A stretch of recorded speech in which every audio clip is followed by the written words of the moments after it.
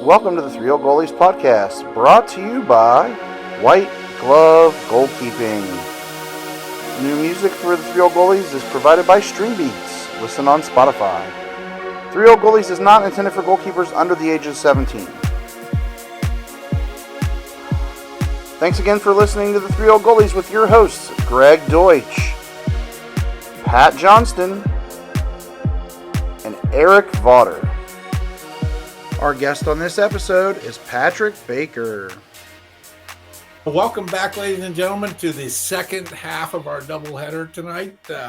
We are thrilled to be joined by Coach Patrick Baker, who has an illustrious coaching career and who we've known, or I've known, for many years. And he's been gracious enough to come onto the show and share some stories and share his experience with us. And Patrick, thank you very much for joining us. We're looking forward to it. Evie, I appreciate it. Thanks for having me. And I'll turn it over to Greg Deutsch, the Mike Wallace of soccer, and we'll get it going. Go ahead, Greg. All right. Again, Patrick, thank you so much. Really appreciate it. Where do we start here, EV? A Hall of Famer at North Carolina Wesleyan.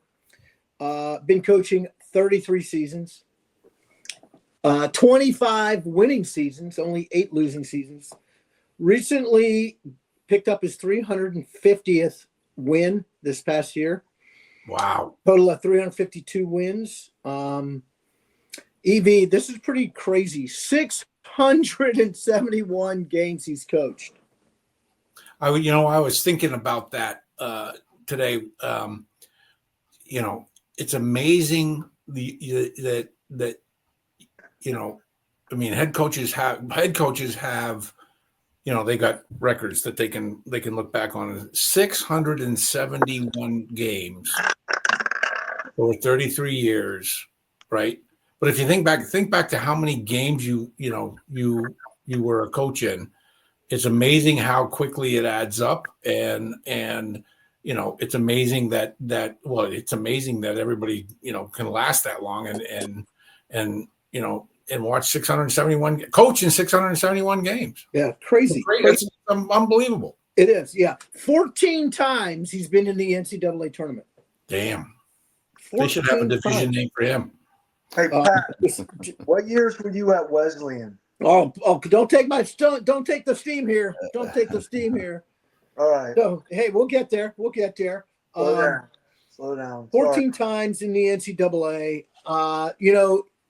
Evie and Pat, I don't know if you remember when we had David Winter on, we sort of joked this guy was the Mayflower, right? Because he'd been everywhere. Yeah. I mean, let's review this. First coaching gig, North Carolina, Wesleyan, Rocky Mount, North Carolina. Then he goes to Penn. Then he goes to Florida State University. Then Georgia University. Then Rollins. Then out to Cal Berkeley. And then FAU. I mean, you talk about the Mayflower, right? A lot of moving there. But let's start how this got started. His first experience with soccer, he was denied. Okay, he was, and Ryan, this is pretty funny. The first time he played, he had to play up because they didn't have. He was U6. And there was no U6, and they conned his dad to coach the team. Go U7 Aztec team. That's how it works. That's how you start. That's what happened with me. And of all places, Ramstein Air Force Base.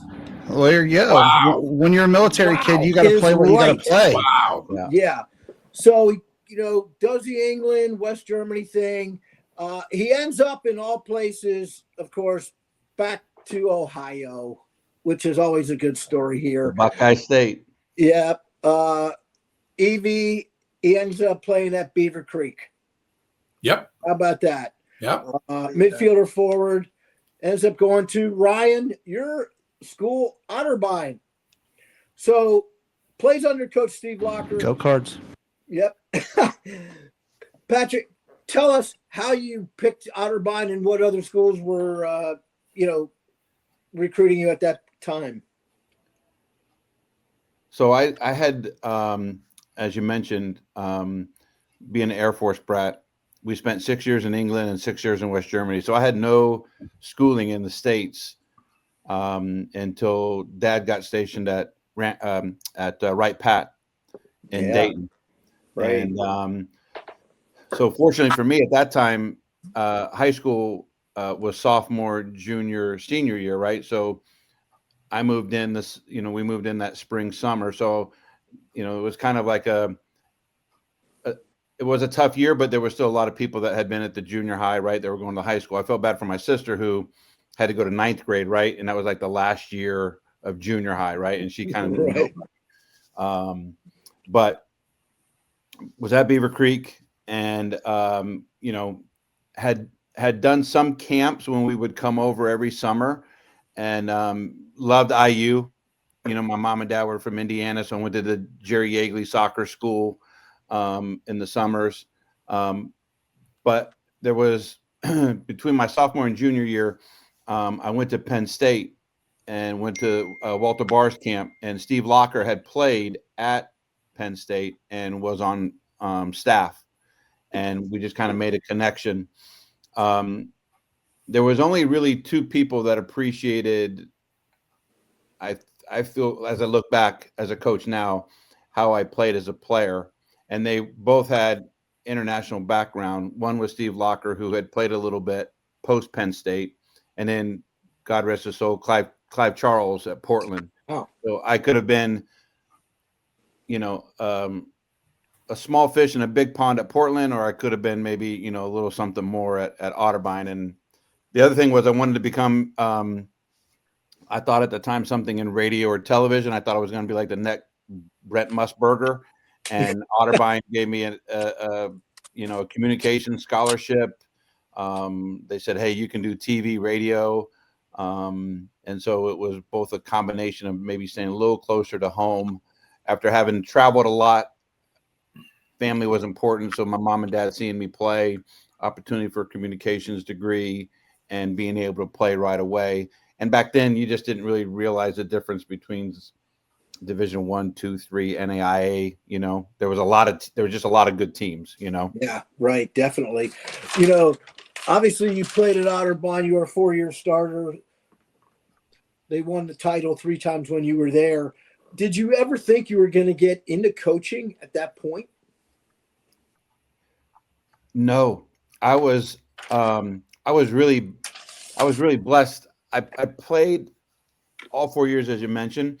I played a little bit dabbled in basketball. That was my other love. I've always said if I wasn't coaching, I probably would be coaching. If it wasn't soccer, I just love coaching basketball. So we play a lot.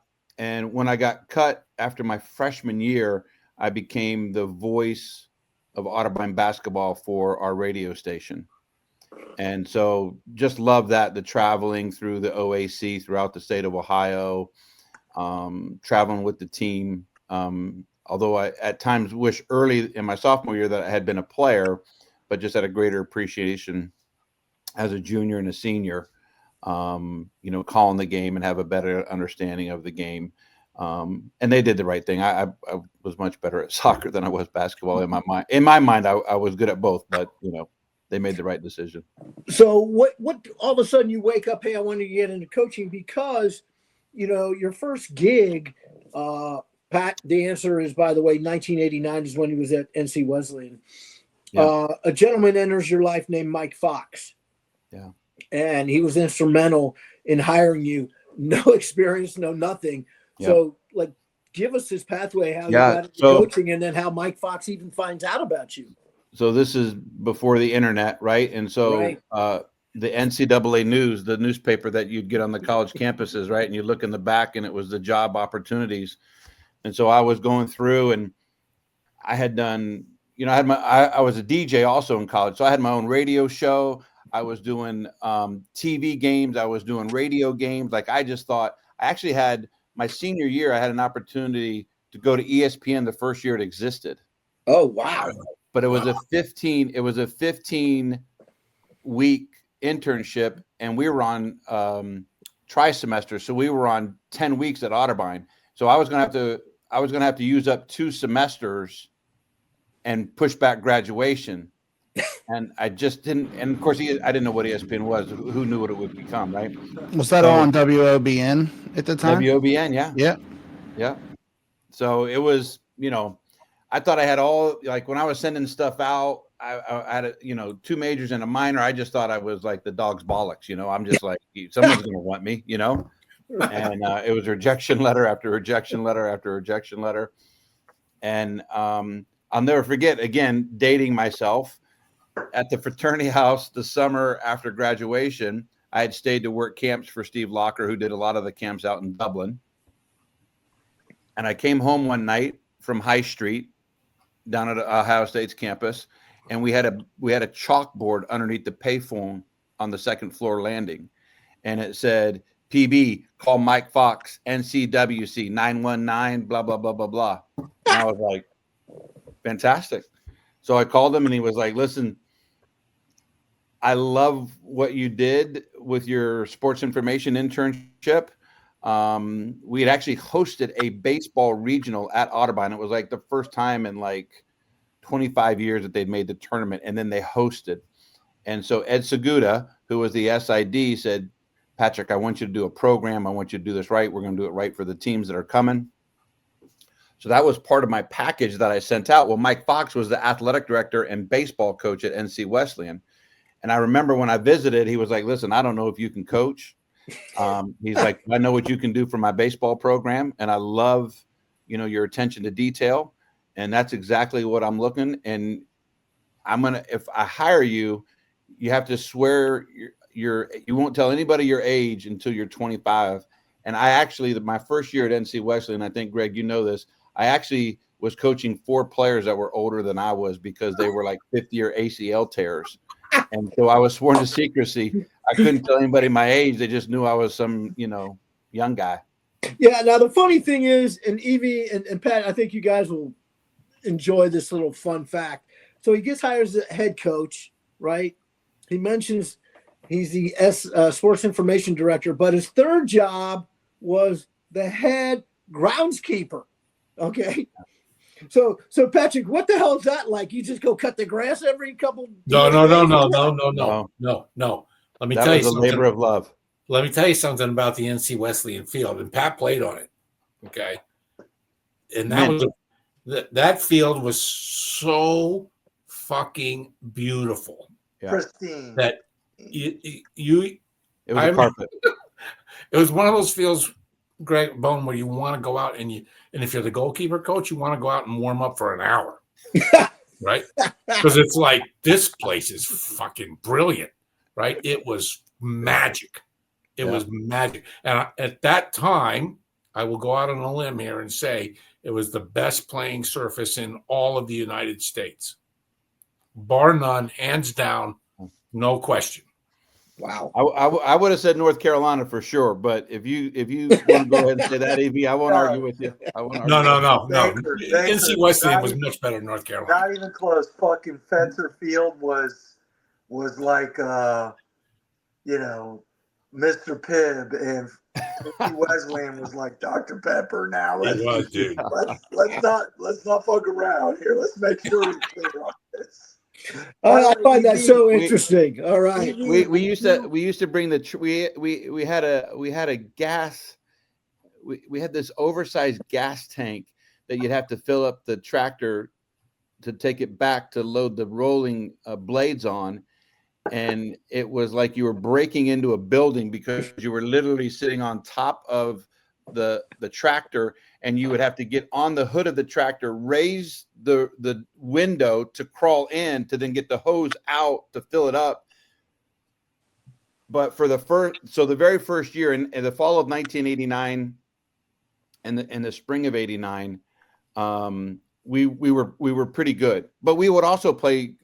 Again, this is going back. This would never happen now, but we played Duke, we played Carolina. Anson, I'll never forget. Anson told me the story when we scored against Carolina, but they would always come to Rocky Mount because of the quality of the field, and I'll never forget the story that Anson told me was Carla Overbeck was so upset that when she got home, she went on this like 5-mile run because she was so pissed that we had scored. This Division III team had scored against them, you know? And then, so in 1990, right? In 1990, we make the NCAA tournament. And in fairness, we made it in 88. Didn't make it in 89, my first year, but in 90, we went back to it. And of course, the NCAA gave you money for making the tournament. And so when the money came in, Mike Fox was like, well, what do you want to do with the money? And I'm like, well, we're going to get an underground watering system, because my first 2 years, we had to have like the fire hose pipes that had segments, and we'd have to get up in the middle of the night and go turn our lights on, our car lights onto the stadium, and we'd have to turn off the water. We'd have to walk out, take the hose off, put it in wind it up, put it off the field, take the next section, plug it, water, 4 hours, go home, wake back up. I mean, it was crap. Wow. It was something. So Dude, the Rainbird, I say the Rainbird system was one of the best things that I ever bought. It gave me such a quality of life after that at NC Wesleyan. I was very appreciative, and my sleep habits were much better. So this is a good segue here. He is the only women's soccer coach in history, and it always happens here on Three Old Goalies, right? The history part, to be in the Division I, Division II, and Division III postseason tournaments. Unbelievable. Congratulations, Pat. So, we'll start with NC Wesleyan. You're there 5 years. You make the tournament 3 years. Having a lot of success. And this is going to be an ongoing question, Pat, by the way. Why leave and go to the Ivy League? I get it's D1, but tell us, why. And then, my questions are, how hard was it to recruit, or how easy was it to recruit? And then explain, because some of these schools still in the Ivy League are student athletes, and the off-season training isn't what it is or was at a normal Division I. So a lot of questions here. So go ahead. Yeah. If I miss something, just reel me back in. Yeah. So my college coach at Otterbein was Steve Locker, and I think it was after my second year at NC Wesleyan, he became the head coach at Rochester, and had great success there immediately, and turned Rochester he was the head coach at Harvard. So he called me and said, "Hey, there's an opening at UPenn. You've had some success." I think the other thing for me was, and Evie, this, back then at NC Wesleyan, it was like the most unbelievable time to be in the women's college game in North Carolina, because you had Larry Gross at NC State, you had Anson at Carolina, you had Bill Hempen, you had Jack Poland, you had Larry Gross at NC State. I mean, you just had some absolutely wonderful coaches. So I would do the tour of camps, but then Evie and I both got into ODP with Joe Pereira, and I just was working with better talent on a regular basis, and just was like thirsting for that next level. And so when an opportunity arose, I put my name in the hat, at UPenn, and actually I didn't get the job. I'll never forget it. It was the first time I'd ever really got emotional. In fact, I cried because I didn't get the job, because I was like, this is going to be my only opportunity to move up, and I didn't get it. And I think I can share it. They called me on a Friday, and they said, "Hey, we've gone a different direction. We really appreciate, everything. It was really close, blah, blah, blah, all things that you're supposed to say. You want to believe them, but you never know." Weekend comes by, and Monday morning I'm in the office, and I get a phone call, and it's from Carolyn Schliefemovich at UPenn. And she's like, she calls me, and she starts chatting a little bit, and I'm like, this is kind of strange, and she said, "Listen, Todd has turned down the job. Todd Warzak, from Gettysburg. He had actually accepted the job, didn't tell his wife, went home, said, 'Hey, we're moving to Philadelphia.' She says, fuck we are. No, we're not. And he had turned the job down.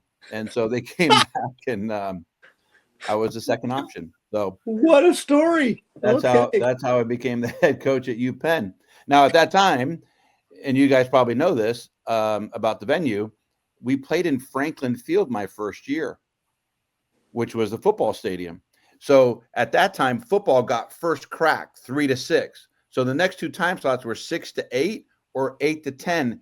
And men's soccer got to play on the grass field down by the Schuylkill River. So 6-8 was either women's soccer or field hockey. And then if we weren't 6-8, then we had to go 8-10. 8 are you kidding me? Holy crap. So I will give them full credit. We recruited our butts off that first year, and we kept having player after player. I love UPenn. I want an Ivy League education. But there's no way I'm going to play my college career on turf.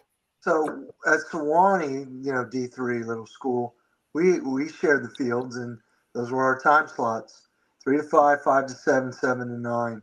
Yep. So it was common to have those late ass sessions. Those late nights. Feel your pain. Yeah. They were real. They were real. Well, it wasn't okay. Correct me if I'm wrong, but Franklin Field, that was old-fashioned turf. Well, you're right. And what changed that was the Eagles. The Eagles used to play there, and then they built the vet, right? Right. And then the reason, to your point, it got the turf got pretty old because they didn't get the NFL money anymore for upkeep of the facilities, and unfortunately, just kind of tapered off a little bit. Yeah, that wasn't field turf. That was old-fashioned turf that had been around for 5 years. Many of injury occurred on. Yeah, exactly. Yeah, it was like your concrete driveway. Yeah. Yeah. So what was the you mentioned about the recruiting, everyone wanted to come there, but they didn't want to be on turf. Was it easy to get recruits in, if they had, quote, what the administration was looking for? Well, it was really in the Ivy League, I think it's somewhat the same, but back then it was just a simple math problem. They took your class rank, they took your SAT. It was take your SAT. Let's just say it was 1,300 divided by 2, right? And the 3 categories you had to have it. So it was like, let's just say you had 60, 60, and 60, right? That got you to 180. Well, the bottom at the time was 169. So if your academic index, AI, was 169 or lower, there was no way in God's green earth you were getting in, right?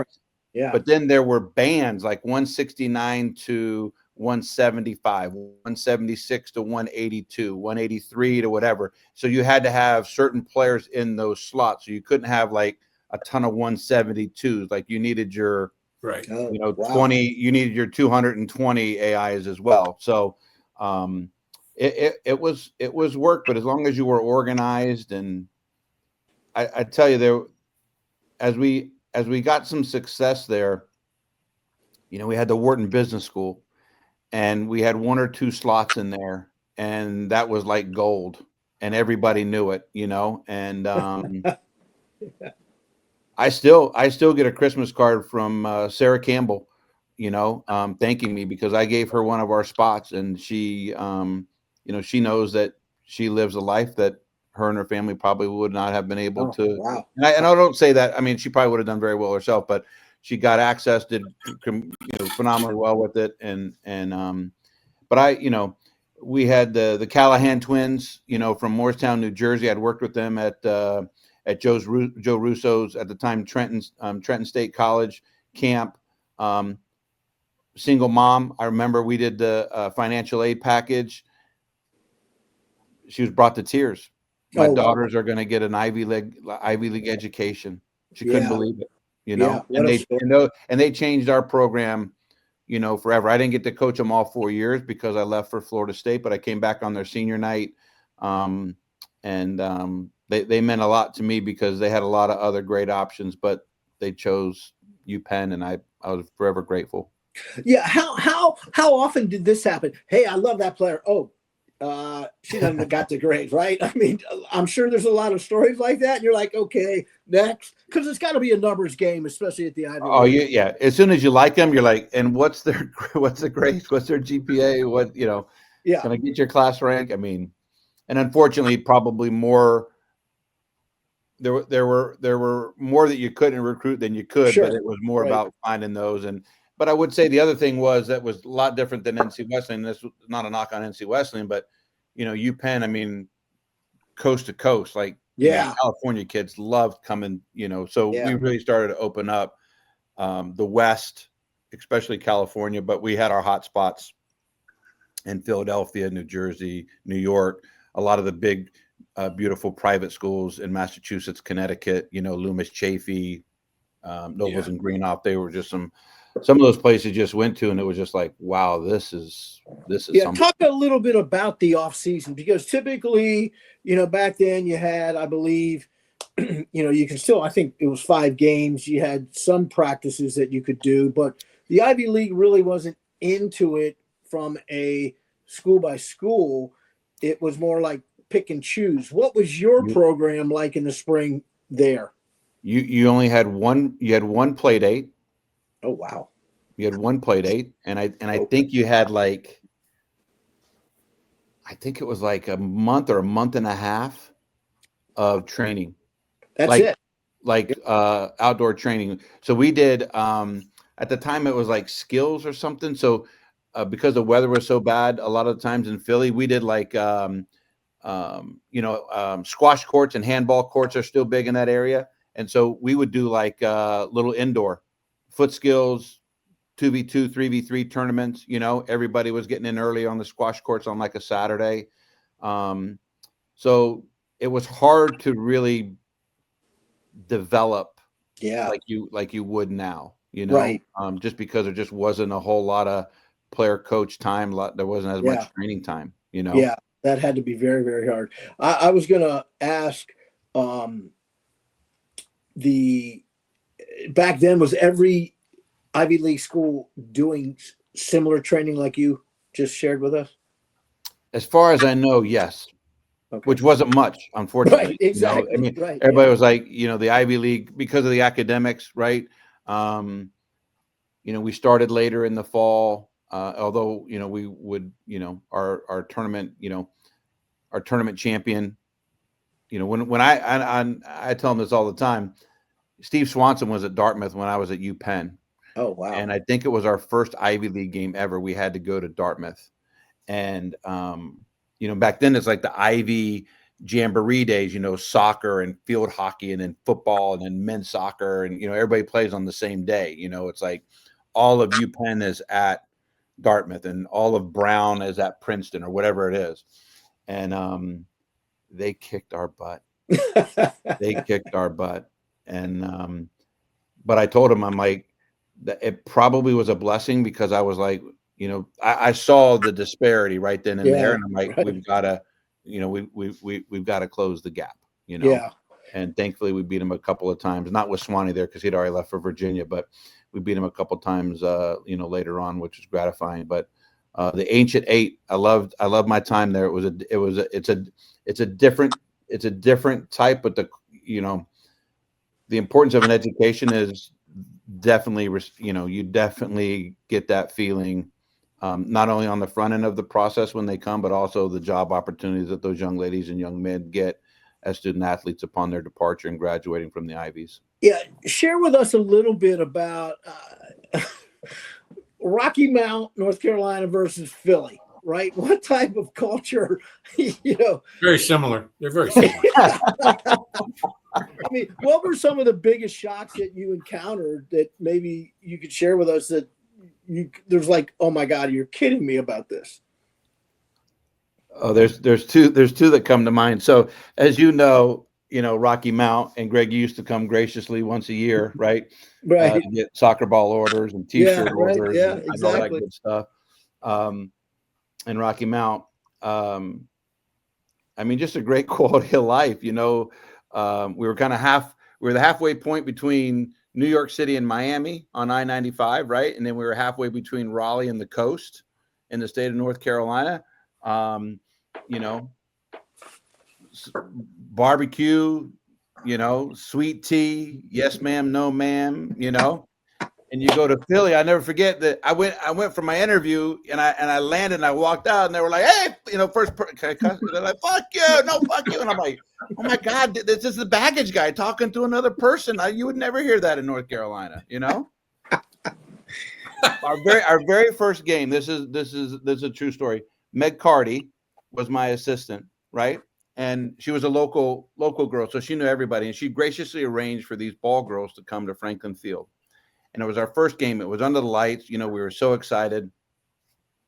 I think we might even have won the game, right? And so I think we took pictures on the field.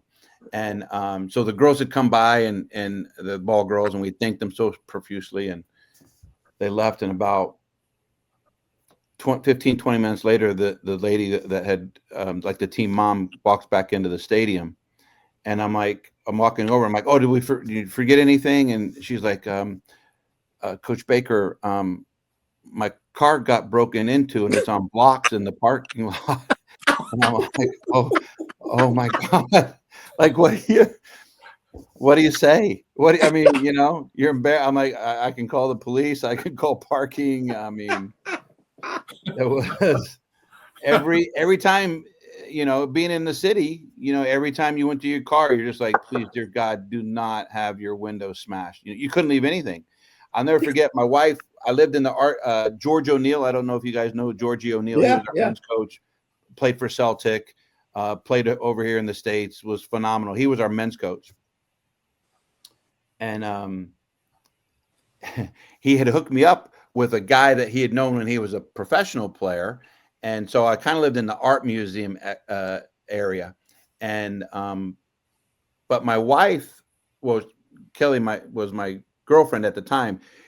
She had moved up and she was starting the women's program, and she was also the senior women's administrator at Widener in Chester. But when she would drive in to stay with me in the city, she'd just park on the street. Sometimes she'd want to get up early, get a coffee, and try and beat the traffic to get to Chester. And so it's really quiet, most mornings.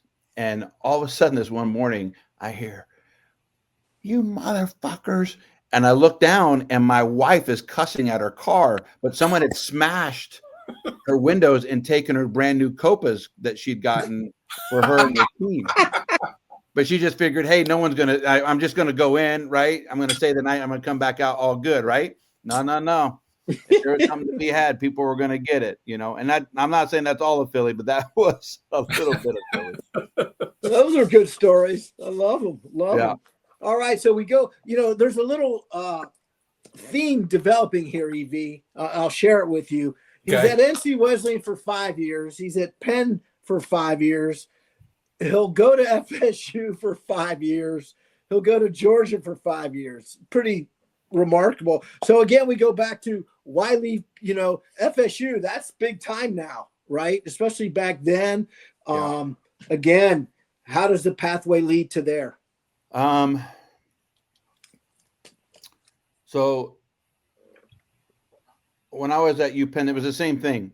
I now had taken over for Joe Pereira as the head of Region 3 ODP. That was really the pathway to the youth national teams, right? So Tony DeChico had actually just taken over as our national team coach.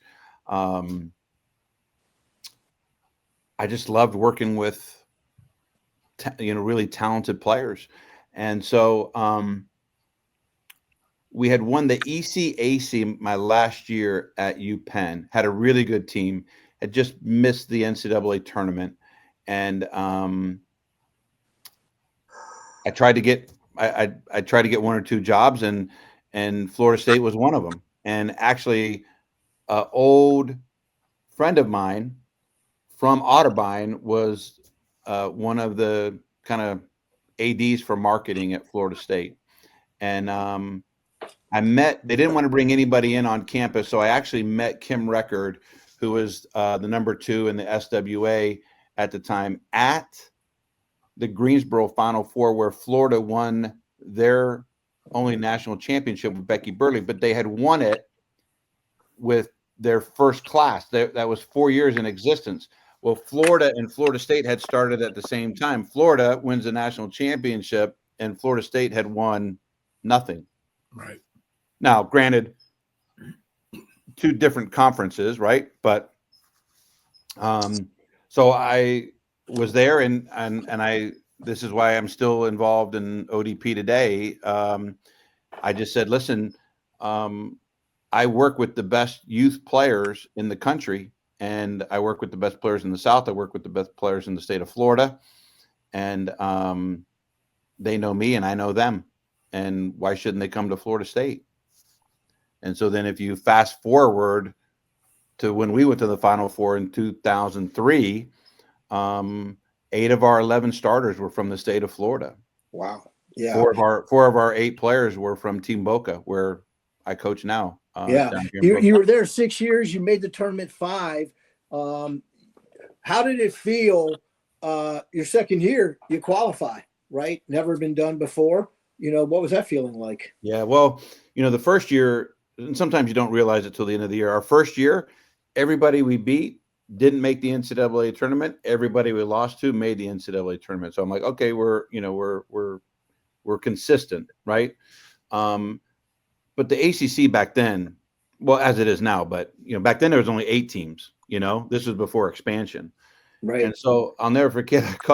I called Tony DeLuz one day. We're talking, and he's like, because I can't remember her name, but his boss in SWA was on the NCAA committee, and they had just had a call and trying to find out the rankings, and he was like, well, you're top 15 in the country, but we were sitting 7th out of 8 teams. And in my mind, I'm just sitting in my office. I'll never forget. I'm like, we're almost fucking dead last in the conference, but we're top 15 in the country. Like, who would believe it? And then I would walk out and train the team sometimes. I'm like, there's no way in God's green earth that we're nationally ranked, because we suck, right? but we didn't. We didn't. I just felt like we did, But it was amazing. Just I'll never forget the first year we went to the tournament. 2 quick stories. There was only 48 teams. So we had to play midweek against Jacksonville, and the winner was going to play Florida. And so we played Jacksonville, and they said, Coach, this is monumental. This is the first time we've ever been in the tournament. Can we mic you for the game? And I was like, yeah, sure. Why not? Right. Right. And so I still have the broadcast, and I'll never forget. The guy was listening, right? He had headphones on during the game, and afterwards, before we went up to meet the press, he was kind of coming to get the microphones and everything, and I had something, slipped in my back pocket.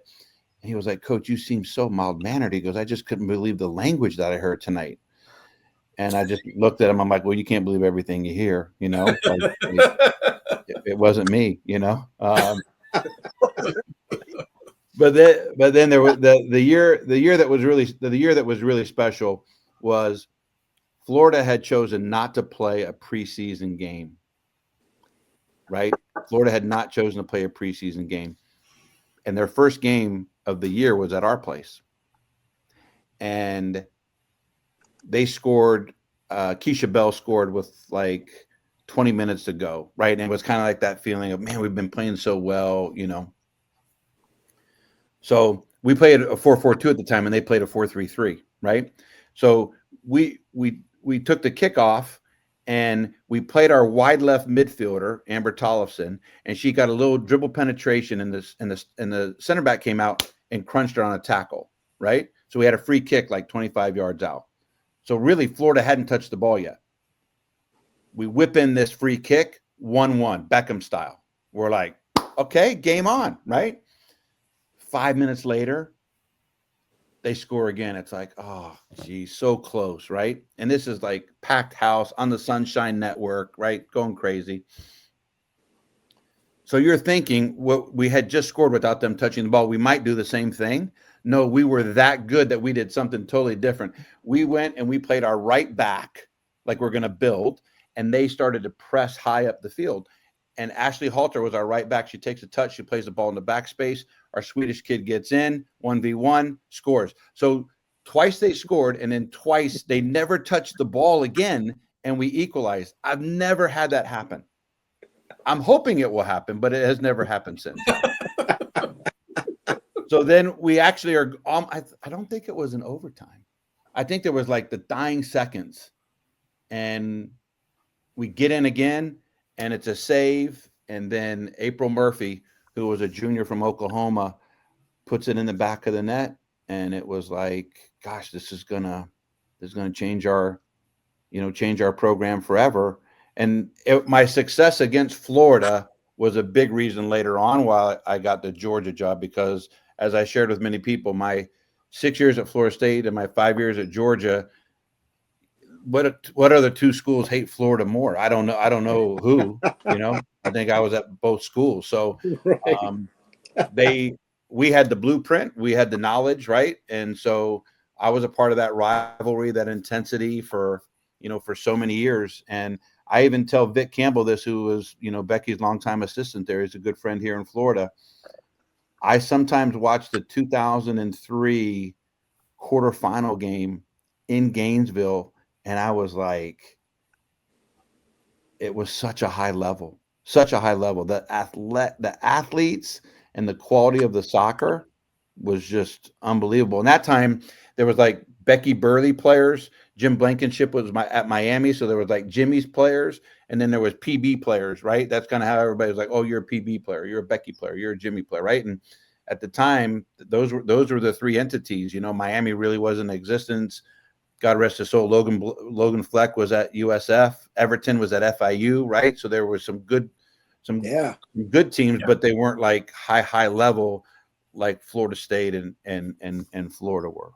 Yeah, talk about the 2003 season. I mean, you mentioned how successful you were, and obviously you got to the final four with the College Cup. What was the expectations like coming into the season? They were pretty good. We played an unbelievable schedule. If you actually look back at the first 5 games, the highlight film, the end of the year highlight film is titled 1-4 to the Final Four, because we actually started off 1-4. A little asterisk, right, is that was the year that we did the crazy no re-entry rule in either half. Oh, wow. Okay. Right. So yeah, right. like, I don't know who decided that, but a couple of those first games. Now, don't get me wrong. I think I have to go back and look, but I think we played USC at home. We played Penn State. We played Kansas. We played San Diego State, and a lot of them were close games. But I think everybody went to the Sweet 16 that we lost to. Now, you didn't know that at the time, right? And I think we beat Jacksonville. So it was just like this gauntlet. And then all of a sudden we started to go on this run. I'll never forget. I tell a couple of our players this. We went to play Mark Francis at Kansas in his tournament. And the year before, I'd gone to a tournament where Clive Charles, Tony DeLuz, and Jerry Smith at Santa Clara and Florida State. Those were the 4 teams. It was the Nike Classic at Wake Forest. It was unbelievable. And we went to a lunch. Tony had the coaches over for a lunch on the off day. And I'm just listening to greatness, Jerry Smith and Clive Charles and Tony. And what they were talking about, guys, was like their perceived path to the Final Four. And I'm like, I'm just hoping I make the tournament. I'm not going to dictate what path we're going on, like how many games do I have to play at home and this and that. And I'm like, so once I'd had that conversation, I'm like, okay, scheduling matters. This matters. And so as we got to the scheduling part, we went and played Kansas and we lost heartbreakingly there. Right. But it was a tournament. So we were playing Chuck Clegg's San Diego State team on Sunday. But when we lost to Kansas, it had been raining. And I'll never forget this. There was 4 players waiting outside my hotel room in their uniform. And we were 1-4. And they were like, Coach, can we talk to you? And I had thought, going back to that conversation with those guys, everybody's like, you got to play the 4-3-3. You got to play the 4-3-3. PB, we don't even know why you play the 4-4-2. But the 4-4-2 was because we sucked so bad at a lot of these schools when we took over. We couldn't play the 4-3-3 against the 4-3-3 because we just individually weren't going to match up. So we had to scheme differently, right? Ray Leone used to tell me all the time, he's like, he called it the amoeba defense, right? Because instead of going and pressing as a back line, we would like retreat like the cavalry, right? Like the Alamo, we were like drawing in, and then we we're like forcing people to shoot from long range. And you guys know as goalkeepers, right? If you're shooting from a longer XG, you got a greater chance. So that's what we did, And so I got this bright idea. Oh, we're going to play the 4-3-3, and we didn't do it. So at that rain-soaked day in Kansas, I was like, let's just go back to the 4-4-2. We're going to put people back in the positions they were in. And guys, let me tell you, I think we smashed San Diego State like 8-1. Oh, wow. 8-1. We came back to Tallahassee the next weekend. It was our tournament.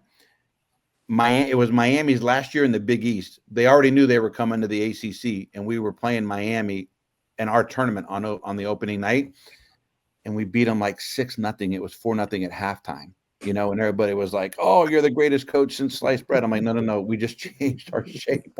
Our starting point is different, And then we beat Ole Miss, and we just started to go on this run. I think we lost 1-0 to Carolina at Chapel Hill. I remember our players were so deflated, but internally I was like so jacked because I'm like, we're right there, And then we beat like Maryland 6-0 in the quarters. We beat Tony and Wake in the semis. And then in one of probably the most exciting finals, we lost 3-2 to Carolina, and all 5 goals came off set pieces, corner kicks, free kicks. They had a PK to win it. Kat Reddick scored. It was a terrible deflection. Our center back was like turning, her eyes were on the ball, and it just kind of hit her hand. It was a PK, don't get me wrong, but it wasn't like we put our hand out like the hand of God type stuff. And but I remember bringing the group back together right there on the field. I'm like, listen, tomorrow the NCAA is going to give us a path. The path to get to the Final Four is right back here at WRAL Complex, right? And you're going to have you just played probably the team that's going to win it. Now your path is to hopefully come back to this point. And then sure enough, we ran the gamut, and fortunate enough to make the Final Four. Lost to a very good UConn team, and then of course they lost to Carolina. But it was a year that you just won't forget. It's great that it was the first time they've been back and they've won it, and they've done sure, yeah. But your last year there, you're 12-5-3. Again, that reoccurring theme. Why go to Georgia?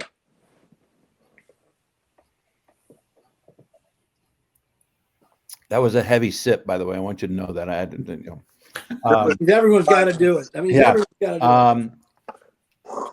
I was still young. We were on year-to-year contracts. I never feared for my job, but I thought, based on the success that we had, that what's harm with the 3-year contract, right? Like we're not gonna suck, and why can't you, and even if we did suck 1 year, you're probably gonna give me the next year based on, right? So I just didn't understand, and they were like, no, outside of Coach Bowden and men's and women's basketball, you're going to be on a year-to-year. So there were 2 really good coaches that left Coach Bowden's football staff at Florida State. Chuck Amato was our defensive coordinator. He left for NC State, and Mark Rick was the offensive coordinator, and he left for Georgia. And when Mark Rick went in to see Coach Bowden, he's like, listen, you can't take anybody from my staff. And he goes, well, I don't want to take anybody from your staff. I just want to take the strength and conditioning coach, Dave Van Hallinger. And Coach Bowden let him do that. And Coach Van ran, FCA, was just a unbelievable human being. And so when we were at the Final Four, actually, Coach Rick was doing a home visit. And when he walked into the recruit's house, we were on TV. And he remembered saying, all of our sports do well. Look, Florida State women's soccer is on TV. Now, we knew each other, right? Because the one thing I did at Florida State, there were two programs that played in the national championship game my first year there. Coach Bowden, right? They lost to Tennessee, and T. Martin in the Fiesta Bowl. And then Coach Mike Martin, who recently passed, God bless his soul, was our baseball coach. And I went to them and I said, I want to know how you recruit. I want to know how you do home visits. When you do official visits, how do you do that? Where do you take them to eat? The whole bit. And those guys were phenomenal. Well, in regards to football, Coach Rick literally told me how to do a home visit. Wow. So here he is at Georgia, right? And Damon Evans is the AD. He gets on the bus. I can't remember where they were going, but they were on a bus from Athens to Atlanta to go somewhere for a game.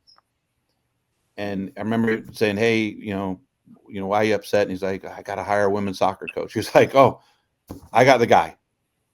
This guy, Patrick Baker, you know, and Coach Van happened to be right behind him. Coach Van was like, oh, we got to give him a call, you know.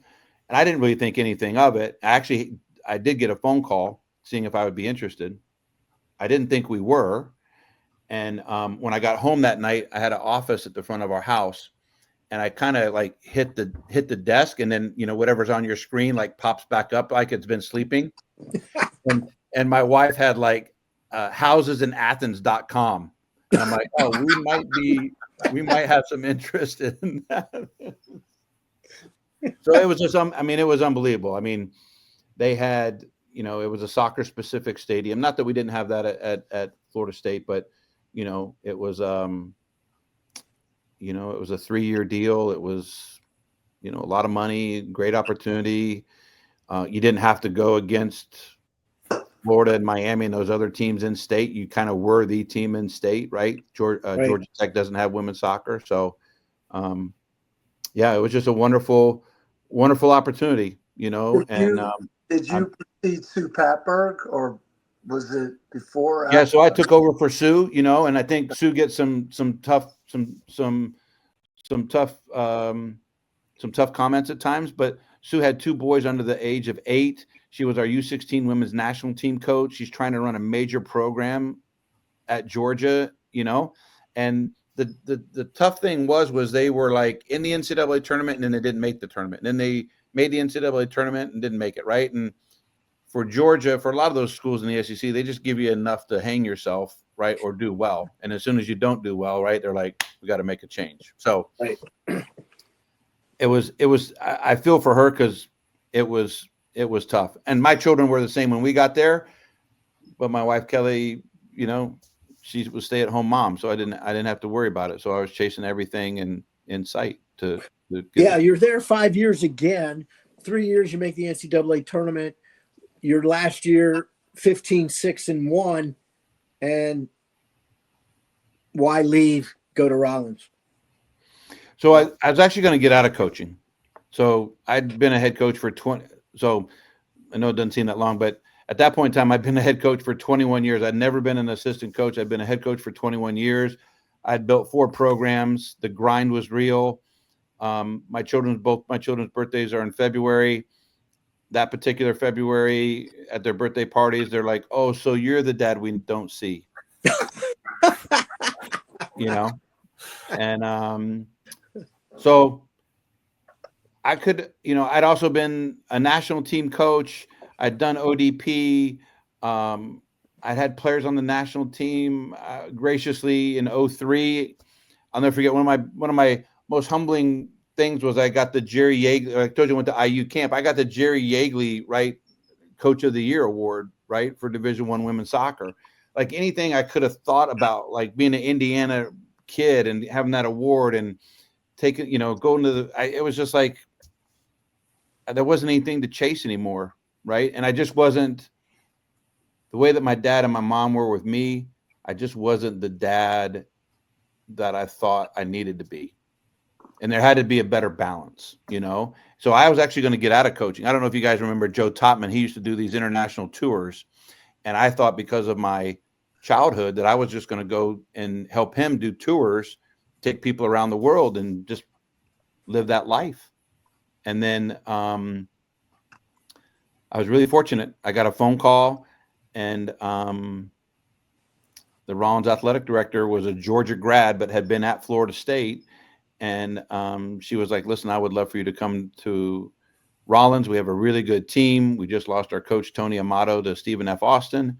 And you don't even have to come to meetings. I just want you to coach the team. And and so we did. We lived in Winter Park. It was an unbelievable year. She literally told you don't have to come to meetings. Yeah. I did come to some, but I didn't. It wasn't actually mandatory to come to them all. So share with us though. I mean, you're here at Georgia, a lot of success. Rollins D2. You want to do a little balance in your life. I understand that. Are you thinking like the Georgia thing? I just got to get away, and then this phone call comes, and hey, I got to get to a different landscape here. It was probably. Well, when you said at the beginning how many years I've been coaching, I guess, I guess I might be, a little bit better than average, but I don't even I love what I do. So it's not like I feel like I haven't worked a day in my life. I work, but it's not like, you begrudgingly like, oh my gosh, I've got to go to work today. Right. Yeah, fair enough. Right. I'm very fortunate, very blessed. My wife has been phenomenal along the way. I mean, she's raised the kids, she's done the book, she's been a coach herself. So right. When I say something, she realizes it, but on the flip side, she'll be like, she'll look at me like, well, do you really need to go? Like as a coach to a coach, I'm like, I really need to go. She's like, well, then go, Right. But that was also the draw to Cal, was because Neil had lost both of his assistants. And he was like, hey, nobody knows that I'm losing both of them, but I want you and Kelly to come and be on my staff. Yeah, you're getting a little ahead of us. But so let's talk about that Rollins 1 year, because this is the history, right? You qualified for the NCAA tournament. Did you know by qualifying that you were making history? Oh, no. You mean because you're the third time. 1, 2, This 3? is the third. Yeah. Not at all. No. Did anyone tell you afterwards that when you coached the game that like, hey, did you know? I can't. Somebody had told me. I can't remember if it was there or if it was at Cal or somebody, or maybe it was actually. I don't even know. Maybe it was actually when we came here. I can't remember. But someone was like, you're getting too old and you've done too much, and this materialized. I was like, oh. Great. Yeah. Okay. Yeah. So you're there at Rollins, and then again, another opportunity. Here we go back, get that moving van, right? Well, this is where the Mayflower, you mentioned the Mayflower coming in, and this is when the Mayflower definitely appeared. Yeah. cross country. Yeah, no doubt. Yeah, so you're there 2 years. And again, why leave? I mean, does FAU just this opportunity like, hey, you and Kelly say, hey, we're going to be right on the beach and we're done? How does this, progress? Yeah. So when we were at Florida State, as I shared with you, we had, I think, 8 players were from Florida, 4 were, from Team Boca. We used to vacation in Boca. Like, when we left the Panhandle, we would come down to a little bit warmer temperatures, and we recruited Team Boca all the time. And so we were in Boca. And so when I thought she would tell me, hey, maybe somewhere in life you could maybe, get a school close to the beach, I thought maybe she was thinking UNC Wilmington or, I don't know if there might be other schools closer, but that's what I was thinking in my mind. Right. So the number 2 in charge here was our equipment manager at Florida State, but she was taking the sports admin program at Florida State while she was the equipment manager, and she had parlayed everything, and now she had worked her way. So as Paz had, left, and she'd followed my career. So she actually called when we were at Cal. She's like, listen, I know I probably can't get you away from the Bay Area, but I just got to ask, we've got an opening. I feel like it's got your name on it. It's a rebuild, but maybe you could give me some names, and so I gave her some names. She gave me some names. I gave her my thoughts. And so I got home that night. We're having dinner, and going back to kind of the life and balance, we went around the table and everybody's kind of talking about their day. So it comes to me, right? I'm the last one. I'm like, well, I got a call from Miss Melissa Dawson at FAU, and they've got an opening. And like Kelly drops her fork and, and clatters on the plate. And she's like, well, what'd you say? And then I proceed to tell her what I said and that I had said nothing. And she's like, oh, you got to call back. You need to put your name in the hat. And I'm like, okay, so on the computer screen were there a bunch of Boca Raton houses? Unfortunately, I didn't have an office. I don't know. It probably was. I just didn't see it. Yeah. So let's talk a little bit about your wife. Obviously, she, like you mentioned, she's a former coach. She was also the coach you mentioned at Wider, at Randolph-Macon. Yeah. Real simple here. Does she give you a lot of advice after the games? Not as much as she used to. I think she's really good about kind of being that.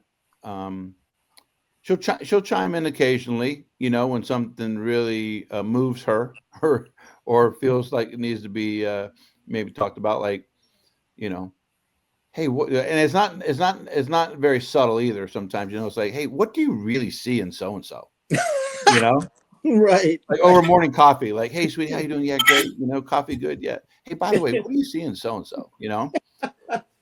But then other times, she's like, like the one thing I realized when we were at Cal is that she was such a great role model for the girls, that it made me really, really proud, even though she wasn't quote unquote coaching as much. She was kind of like a director of ops, Yeah, right. And Neil and I did a lot of the coaching, but she's a great people person. She's a great, she gives more than she receives, and doesn't think anything of it. And, she might send a text during the game, if I happen to look at, now when you can look at your watch, or something. But no, she's been a faithful fan. Yeah. Much appreciated. You know that if you're going to do anything in life, but especially in coaching, your significant other is a big, it's just a big a part because they're usually doing so many other things that you're not doing, Right. It Yeah. takes both of you. Yeah. Wonderful person. Talk, you've mentioned ODP. You've been around ODP for, 20 plus years. You and EV go way back with it. You mentioned you wanted to tell at least one story, and I've sort of prepped EV for it a little bit. I didn't go into it deep. I'll let you go through there. But just, we're we're getting toward the end here.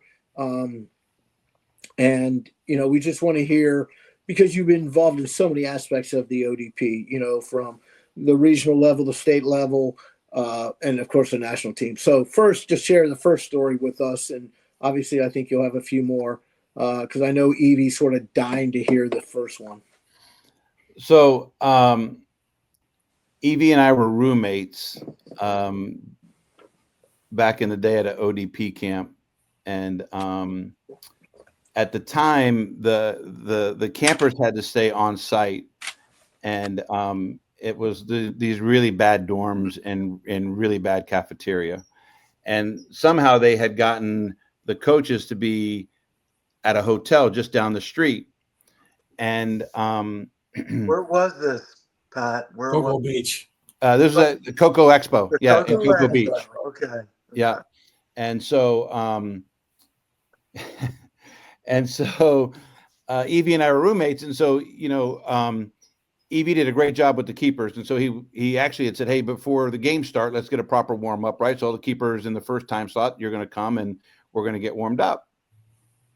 And so he was like, Patrick, you want to come with me, right? And so we would walk down the street, and Evie would get everything set up, and so we might have been there like 2.5 weeks, and so it was towards the end of the first week, and it gets longer days. You're getting hot, right? And Evie is smashing balls at the keepers, and this one poor girl just keeps doing the same thing time and time again. And I could tell he's getting a little worked up. and finally get kind of dead quiet, and he was like, let's just say her name was Betty Sue, Betty Sue.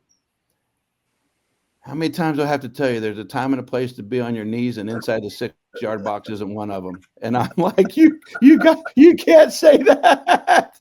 That's inappropriate. We're all going to get fired. Yeah, that was. You can't say that nowadays. I feel bad about that for about 10 seconds, and then. and then because he had such a good relationship with Joe, right? Everybody have to turn in their evals, right? But I'm Evie's roommate, right? And here I am slaving away on my evals, right? Evie hasn't touched one. Yeah, Joe, I'll get them to you. And then you're not supposed to get a paycheck, right? And I call Evie like 2 weeks later. It's like, you got your check? Yeah, I got my check. Yeah, you got your evals in? No, I'm not turning those in. They all got to get better. I will make that relationship. I will make the claim that I might be the reason that they do verbal evals now. Because I would tell Joe, I say, Joe, come on, man. I'm with them all the time. I tell them every day what they're doing wrong. I tell them every day what they're doing right. Yep. I mean, if you want me to write it down on paper, I'll be glad to. But these are supposed, this is back in the days when you're supposed to be developing players, right? Yeah. And the evals were really just paperwork so that the U.S. Soccer could say, well, we paid these guys, so I guess we got to get a fucking piece of paper. So, and eventually, it wound up where you gave verbal evals because you were supposed to give them to the players, not for the coaches, not for the director of coaching. No, you're right, because very, very shortly after that, we had the 2 cassettes. Yeah. And you would hit, are you okay? They had to sign it, and then you'd hit record, and then you just had this conversation like Evie's saying, and then you would stop it, and you'd hand them the tape, and you just kept the, whatever it was, the longer one was kind of yours that would have them all, and they had the much shorter version. Yeah. Yeah. So, so I take credit for that. But I probably did say that. And I shouldn't have, but I did. So yeah, it's on tape. So okay. Did you ever tell any of your goalkeepers they'd better off being a field player? Did I? He said, yeah. Well, it was actually more of a tennis player. You might want to pick up a racket. A tennis racket. Yeah. I always just kind of figured it was better that somebody tell them the truth, and I mean, and this is back to, the other thing, and following off of what, what our conversation with Bill Glazer, it's like ODP back then was the first step to playing for your national team. It was the elite. Yeah. Yeah. It was the good players. Right. And, so, it wasn't, you're trying to develop players and you're trying to encourage them, but you were also trying to be honest with them. And back then, and Patrick will remember this, Tennessee, Louisiana, Mississippi, they were bad teams. They just were. If you, again, in the concept of, hey, are we gonna find any of these, any players from these teams to take the next step to the regionals and then on to national? You just weren't. So yeah, interesting. And I tried to make it fun. I don't know, trying to make. There you go. I do want to leave this with a very powerful quote that Patrick wrote, and I think it applies to a lot of us, and I'll try to read it slow. Soccer, thank you from the bottom of my heart for all you do, for all you've given me, for all your diversity, unpredictability, and the beautiful game. I think that sums it up. Yeah, what a statement, Patrick. Just incredible. The first time I read it really, really hit me. And again, I think everyone on this program and who's listening can really relate to that. Yeah, it truly is a beautiful game. I'll tell a Patrick Baker story. Uh-oh. Oh dear. shortly after, well, was Patrick, was Tony Farrell the men's coach at Wesleyan, or was it, or were Yeah, you there yeah. when Roland was there? He was, but Bob Bigney had taken over for him. That's right. That's right right. at the same time I had taken over. Yeah.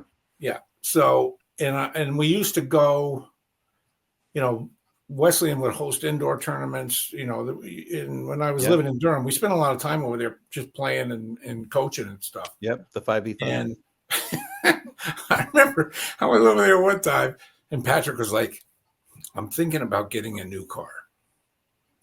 And I was like, well, okay. And he said, well, Evie, what do you think? And I said, well, what's wrong with your old car? Nothing. And I said, well, why would you want to? Because let's be honest, back then none of us made any money at soccer, And I said, well, why would you want to? Why would you want to? And I think I said, is it paid for? Yeah, it's paid for. I was like, well, why? If it's okay, why would you want to go back into debt over a new car? I said, you're a soccer coach. You don't want to do stuff like that. If your car's working, keep it. Because you're a soccer coach. We're not, we're not going to make money. Yep. And I mean, of course, that proved me wrong. But I remember telling him that, and then I remember thinking, because and Pat, you can relate to this. Bone, you can relate to this. A lot of times, as a goalkeeper coach, you get to watch a lot, right? You get to observe a lot, right? If you're the goalkeeper coach, and like in an ODP setting, you're able to watch not just the players but the coaches who are on staff, and you if you know what you're talking about, or you've been around the game long enough, you can pretty quickly pick out the good ones and the ones that are imposters, And I remember thinking, and I may have told him this, but I remember thinking, and back then he was younger, but I remember thinking, this kid's good. This kid's a good coach, and he's gonna make a difference in the game. And yes. I appreciate that. It means a lot. Evie, I really thought you were going down a different path with the car. What do you mean? No, I remember telling him, it's like, yeah, Patrick, you don't want to do that because, like, dude, your car works fine. And it wasn't like he was driving like a an ancient VW bug. I was driving a Nissan Maxima at the time. yeah, it was a great car. Did you get a new car? And if you did, what was it? I'm sorry? Did you get a new car? And if you did, what was it? I didn't actually. I think I took Eric's advice and I just kept it because I definitely had the Nissan Maxima when I went to UPenn. So I must admit, the biggest mistake of my life is not taking Evie's advice. Well, I wouldn't say the biggest, but it's up there for sure. Yeah. What was that? Because I gave you a lot of advice. The biggest piece of advice you ever gave me was, when you go to England, don't think like this is all or nothing. Oh, yeah. Yeah. And when I came home from England, I just stopped training, and I was never the same player. Yeah. But unfortunately, Pat, you fell into that time slot where we didn't really have anything, to be a professional, You couldn't go overseas, the old ASL had folded, the NASL had folded. There was the MISL, which was fine if you wanted to get killed, as a goalkeeper. Yeah. I mean, granted, I appreciate the out, but if I had come back and I was still hungry and looking, Mark Dodd, look what he did. And so I always say, it's like, man, if I had listened to that guy when he said that, and I continued to train hard, there was the opportunity was coming. Yeah, something would happen. Yeah. Yeah, I mean, in fairness to me, though, you're looking at a time when, like you said, you're playing for teams where your checks are bouncing, and it's like, you got to pay the bills, and et cetera. But still, it was like, fuck, if I had only followed that piece of advice. So, Pat Baker, hats off to you. I'm glad you still rode that old Nissan piece of shit. Things went well for you. I got to tell you one Greg story real quick. So, Greg, do you remember when the coaches convention was in Cincinnati? Yes. And do you remember that you had a pretty impressive German internet? I think it was it Karl Heinz? Yeah, it was Well, Rummenigge. Yeah. It was. In the store. Yeah. Yeah. And I got invited, and I thought, as a young coach, I'll never forget. I was like, I'm like, first of all, I was so impressed that Greg had arranged all this, but then I thought I was like ultra special, like, oh my gosh, I'm going to this private, function, and I'm meeting this great player, And as a young coach, it was very impressionable. But I remember, like, it was, just certain times, like, you just remember certain things. I was always like, wow, that was unbelievable. Yeah, that was unbelievable. That was. Yeah. I appreciate the invite. I appreciate the invite then. Yeah, there's an extended story on that. So the woman I was dating back then really wasn't into the soccer, knowledge. And so she was in charge of she would ask you when you came in, what is your name? Right. And then she'd write it and put it on you. Right. Well, Karl Heinz comes in and she goes, what's your name? And I'm like, oh no, don't do this. He's just totally embarrassed. He's a guest of honor. Like, he doesn't need a name. It's okay. Who is he? It's okay. Everyone will know him. Very true story. Yeah, that was an impressive night. Yeah. Thank you. Impressive night. All right, EV. We got. Well, Patrick, it's great to catch up with you. Congratulations. Great to see you guys. Thank you so much. And everything involved. First of all, congratulations on 671 games. Holy shit. That's a lot of games. Too long. I need to retire. I need to pull a Robbie Church. I need to retire. Yeah. The funny thing about Robbie Church, he's retired and no one's heard. I've not heard anything from him. I talk to him every day. Okay. Is he doing okay? Oh, he's loving life. He got a pinball machine as a retirement. He's set it up in his new big game room. He's playing a lot of paddle ball, eating a lot of shrimp, getting his walks on the beach, taking the pups out. He's living the dream. He doesn't miss coaching yet. So he survived the Atlanta tournament, I take it. That's what. Yeah, did he survive the Atlanta tournament?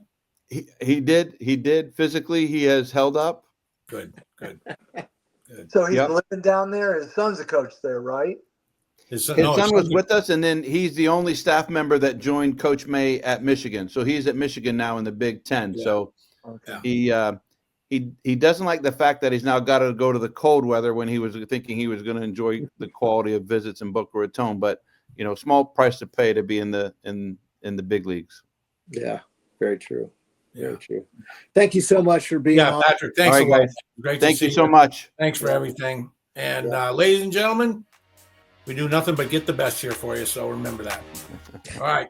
Talk to you guys later. All right, guys. Thank you. All right. Yeah. Thank you for watching and listening to the Three Old Goalies podcast. Be sure to subscribe on your favorite podcast platform. Follow us on social media. And if you can, give us a 5-star review. Can't get enough? Check us out online at 3oldgoalies.com.